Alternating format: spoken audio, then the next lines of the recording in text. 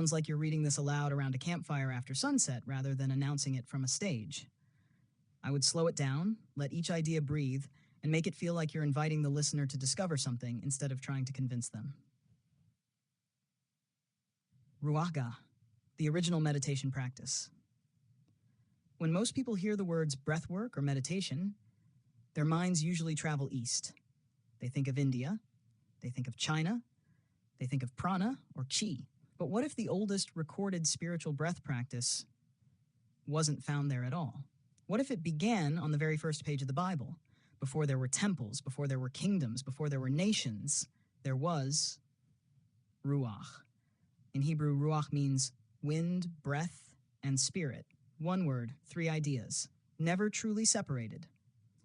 Genesis opens with these remarks, was hovering over the face of the waters. The Hebrew says, Ruach Elohim, the breath, the wind, the spirit of God. Then, only a few verses later, God forms Adam from the dust of the earth. But Adam isn't alive yet, not until God breathes the breath of life into his nostrils. Human life begins with divine breath. That's a profound picture. From the opening pages of Scripture, breath is never presented as something merely biological. It's relational, it's sacred, it's the meeting place between God's life and ours. Then we come across another fascinating Hebrew word, Hagah. Most English Bibles translate it as meditate. But Hagah is richer than silent thinking. It can describe murmuring, whispering, soft uttering, gentle groaning, the kind of quiet sound someone naturally makes while deeply contemplating something. Picture someone slowly praying scripture under their breath, reading it, repeating it, breathing with it, letting it sink from the mind into the heart. That is Hagah. It isn't emptying yourself. It's filling yourself with God's words. Psalm after psalm speaks of this kind of meditation. Joshua is told to meditate on God's instruction, day and night.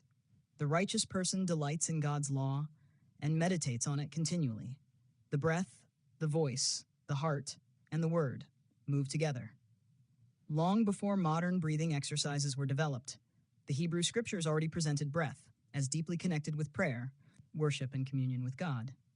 Centuries later, some Jewish mystics expanded these ideas into practices sometimes called divine name breathing, where inhalation and exhalation became reminders of God's holy name.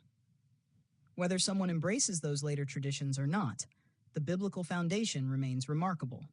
From Genesis to the Psalms to the prophets, breath consistently points beyond itself, not toward self-exaltation, but toward the giver of life. Now, it's important to say something here. The Bible never gives us a commandment that says, practice this breathing technique. That would be claiming more than Scripture claims. But it does present a beautiful pattern. It gives us a language, an imagery, and a theology where breath and spirit are inseparably intertwined. And that's worth paying attention to, because every breath you take is quietly preaching a sermon. You received it, you didn't manufacture it, you sustain it only because God allows it. Every inhale is a gift, every exhale a reminder. The Hebrew people called it Ruach. The Greeks would later call it pneuma, breath, wind, spirit. Different languages, the same breathtaking picture.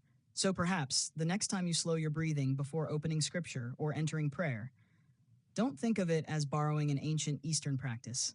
Think of it as remembering the very first gift God ever gave humanity, His breath. And perhaps that's why your own breath has always felt like it carries more meaning than oxygen. Maybe it always has, because every breath whispers of the one who breathed life into us first.